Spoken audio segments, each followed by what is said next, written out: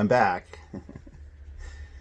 And I'm reading the final chapter of The Ghost at Skeleton Rock, the Hardy Boys book number 37 by Franklin W. Dixon. Final chapter, The Ghost's Secret. That would be chapter 20. Ghost's Secret, glasses. Can't see it without the grandpa glasses. That's a shame, but oh well. Now I can see. All right, The Ghost's Secret. Here we go. As Frank hesitated, the blond youth came a step closer. His finger curled menacingly around the trigger of his gun. "Do as I say," he snapped, "or you'll be sorry." Jack, who was occupying a rear seat, made a lunge for Beppo's weapon, but not in time. Swinging his heavy automatic, the gunman caught Jack on the side of the head with a vicious blow. Jack groaned and slumped unconscious. Joe started toward Jack, but Beppo motioned him to sit beside Frank. "Now turn this plane around," the gunman ordered Frank, "before you two get the same treatment." Frank suddenly realized he was now on his own, with a gun at his back and no flight instructor to guide him. Determinedly, he banked the plane and executed a neat turn. As they winged back toward Hamilton's Via, a daring plan occurred to the young pilot. He nudged Joe to alert him that he would need help. Suddenly, Frank shoved the wheel forward. The plunging dive threw the gunman off balance. As he lurched backward, Joe grabbed the gun. "Don't move," barked Joe. When the craft leveled off, Frank set the automatic pilot. Joe pulled some rope from a locker, and in moments the two boys had the gunman tightly bound. "No wonder this guy looks like me, Frank. His features have been changed with makeup putty." Joe now came forward, and Frank whispered, "This time I'm going to imitate our prisoner." As they neared the landing field, Frank turned up the two-way radio. "Calling Hamilton," Frank rasped, disguising his voice to sound like that of the prisoner. "All okay," the receiver crackled in reply. "Good work, Beppo. Now we have the whole Hardy gang at Skeleton Rock. We can strike at once." The brothers were stunned. So the smugglers had their father, and also Chet and Tony? Frank gripped the controls, his brain working at top speed. How could they free Mr. Hardy and their friends? Stalling for time to find an answer to the dilemma, he swooped low over the field, then banked and circled. Again the radio crackled. "Don't fool around, Beppo. Hurry up and land them." "Now what?" gasped Joe in a low voice. Uncertain of his next move, Frank climbed for altitude and circled once more. The engine began to sputter, and with a final cough, died. Then the plane began bucking and plunging as it suddenly ran into severe turbulence. Wildly, Frank worked the controls. What to do now? If they landed on the strip, they would both be captured. Hoping against hope that they would not lose altitude too rapidly, Frank glided for the northern end of the island. "Maybe we can make the beach," Joe cried. With luck they could, Frank thought, as he eased the wheel forward. Both boys froze as the plane nosed downward in a normal glide. At the tip of the island, a broad strip of wet sand lay exposed by the low tide. With a great jolt, the plane hit the beach, plowed forward, and upended as its nose wheel gouged into the sand and collapsed. The craft was only a few yards from Skeleton Rock. "Frank, you're a whiz," Joe said shakily. Frank smiled wanly, then said, "I hope the crack-up didn't make Jack worse." At once they gently lifted the pilot's limp body out on the beach. There was an ugly bruise on Jack's right temple. Frank chafed his wrists and bathed his face with water. Jack stirred slightly. "How is he?" Joe asked anxiously. "Breathing okay. He should revive completely in a little while." A sudden cry from his brother made Frank snap bolt upright. "Look!" Joe gasped. From a nearby pit, a huge phosphorescent figure was emerging. It was the Indian chieftain's ghost, glowing weirdly in the moonlight. "It's some kind of plastic balloon covered with phosphorescent paint," Frank exclaimed. "What a stunt for scaring the natives." "Well, that gang won't do it any longer," Joe declared. Taking out his pocket knife, he darted forward and ripped the bag wide open. There was a rush of escaping air. With a weak, moaning sound, the ghost balloon collapsed sideways in a brightly shining heap.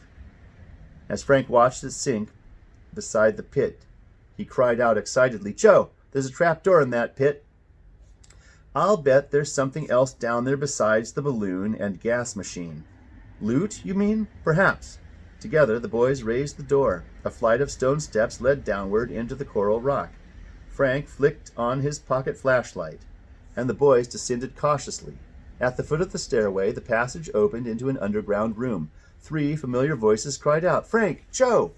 The Hardys stared in astonishment. Before them, trussed up, were Mr. Hardy, Chet, and Tony. "Thank goodness you came. We must get out of here before the killers seal us up for good." Quickly, Frank and Joe untied them. Telling of their own narrow escape, the group rushed up the stone steps. They had just reached the beach when Hamilton and his attackers swarmed into view through the shrubbery. "We're outnumbered 3 to 1, Tony cried in dismay. Mr. Hardy suggested that they could subdue Hamilton, the suspected leader. Perhaps the others would give up. As the smugglers closed in on them, he maneuvered his way toward Hamilton, who had stepped to the side. Hamilton was ready. He was about to strike the private detective with a heavy stone, when Chet came to the rescue. Throwing his voice, he yelled, "Look behind you, Hamilton!" The gang leader whirled in surprise, expecting an attack. Fenton Hardy acted instantly. He delivered a punch that knocked Hamilton backward and sent his weapon flying through the air. Meanwhile, the 4 boys had gone into action. Blows were exchanged right and left as they ripped into the mobsters. "Keep it up," Tony shouted excitedly. But the tide of battle was turning in favor of the gang. Outnumbered, Mr. Hardy and the boys were being battered into defeat. Then, just as the end seemed near, the fighters heard wild war whoops above the din. Through the darkness swooped a mob of Carib Indians.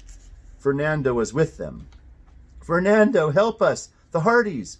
Joe shouted. We are fighting your real enemies." The natives needed no urging. With clubs and sticks, they beat Hamilton's followers into howling panic. When the battle was over, Frank rushed up to Fernando. "Thanks, muchas gracias, Fernando," he panted. "You sure saved the day."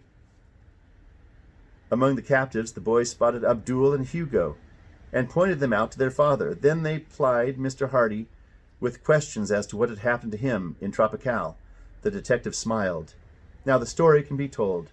I was working on a case involving subversives in the United States friendly to a gang of rebels in Tropical who hoped to take over the government. Those in our country have been rounded up, with the exception of a few like Abdul and Hugo, who escaped down here. Unfortunately, in uncovering a hideout in Tropical, I was captured. 2 men flew me here last night," he explained, "but apparently something went wrong. The plane couldn't land." Joe snapped his fingers. "No wonder. Frank and I showed up here, and Hamilton didn't want us to see you. Matter of fact, Frank and I read the plane signal. Okay, H. That must have been to let Hamilton know they'd captured you." The detective nodded. "The men finally brought me over this morning. I guess you 2 had left by that time." "That's right," said Chet. "Then they tied Tony and me up and brought us to the dungeon. They planned to kill all of us and blame it on the Caribs. I'll say one thing, though," he added, chuckling. "Made me so mad I forgot all about my stomach ache." At that moment, powerful searchlights began to sweep the island. "Patrol ships!" Joe exclaimed. "Must be the police arriving from San Juan." Soon, a boatload of armed bluejackets and officers hit the beach. After Mr. Hardy had given a brief account of the affair, the officers escorted the prisoners, including Beppo, back to Hamilton's villa. By this time, Jack Wayne had revived and was assisted there by the boys. At the house, Captain Valdez of the San Juan Police held an official hearing. Mr. Hardy cleared up the mystery. "It was not until today that I learned who was masterminding a diabolical plot to overthrow the government of Tropical. This man, Hamilton, is the one," the detective explained. "He organized an air freight theft ring to seize various articles useful to his cause. Among these were isotopes to build an atomic weapon. Once completed, this would have given him and his gang absolute power over Tropical.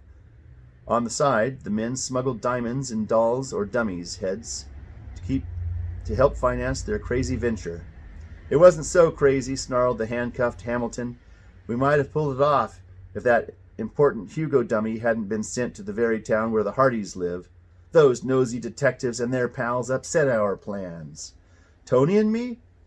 Chet's eyes widened and his face glowed with pride. Yes, indeed, Captain Valdez praised them. You all helped preserve peace in the Caribbean. But how does the stolen drug, variotricin, come into the picture? Frank asked his father. And what about the brief case we found in the public locker in Eastern City? It was filled with the drug. In fact, after the man who posed as Shanley snatched it from us, we never saw him or the briefcase again. The gang thought that stealing and selling the new drug would supplement their income in addition to the diamonds, Mr. Hardy explained. However, not enough of it was being manufactured to make it profitable. After the man impersonating Shanley snatched the briefcase from you boys, he suddenly got greedy. He was arrested in New York City trying to sell the stuff. Numerous other facts were brought out. Skeleton Rock was the gang's identification, and they had used the same device on their revolutionary pirate flag. The pineapple tattoos helped the members recognize one another. So that's why the cook at El Calypso Caliente got so upset when he spotted my tattoo, said Joe. He thought for a moment I was Beppo. Mr. Hardy nodded. The restaurant was a regular meeting place for the gang. Abdul, Hugo, and many of the Hamilton's island retainers now talked freely in the hope of getting light sentences. They revealed that a new red motorboat had been switched overnight for the blue one, which Hamilton had tried to disguise with a fresh coat of paint. They also admitted that some mild poison had been put in the lobsters served at dinner. Too bad we didn't make the dose twice as strong, growled Hamilton. The mysterious doctor friend was just a ruse to send Frank and Joe to their doom. Abdul also admitted that he lived in the old pink stucco house in San Juan, and that the basket device had been used to pick up loot and messages. How about the Hugo dummy? Frank asked his father. Was the Mexican manufacturer involved? No, his father replied. Hamilton's gang put the purple turbans on the dummies, inserted the glass eyes, and acted as distributors. Radley discovered this and notified me shortly after I saw you boys last. Frank snapped his fingers. I get it now. As distributors, Hamilton and his gang substituted the old-fashioned glass eyes for the original plastic ones in the Hugos and concealed the contraband and messages inside. The changed instruction sheet, too, Joe chimed in. Right, Mr. Hardy said. That code in Spanish was an extra precaution. The detective added that the Hugos were shipped to bona fide customers in the United States, such as Mr. Bivin in Bayport. Gang members were on hand, he said, to purchase the purple turbaned Hugos immediately and get the diamonds. Then why, Chet burst in, did those hoodlums snatch the red turbaned dummy at Mr. Biven's place? Hearing this, Hamilton snapped. Biven, the old goat, fouled up the whole plan. He said that was his only Hugo, so my men figured I must have made a mistake in the color of the turban. I thought maybe Beppo was colorblind. At this point, a seaman from one of the patrol boats brought a radio message to Mr. Hardy. It was a report from the Tropical police saying they had rounded up the remaining gang members. From information relayed to Fenton Hardy before he was captured. Well, boys, I guess we can now get a good night's sleep, the detective sighed. Believe me, you have earned it, senores. Captain Valdez congratulated them. I give you permission to use the via, Mr. Hamilton. Won't need it tonight. In a few days, the Hardys' damaged plane was repaired, and they took off for San Juan. Jack Wayne urged Frank and Joe to demonstrate their flying skill to their father. After watching them, the detective grinned. Looks as if I have a couple of budding air aces in the family. His grin grew wider as Joe made a beautiful landing. A crowd of officials and newsmen were waiting on the field to greet the passengers.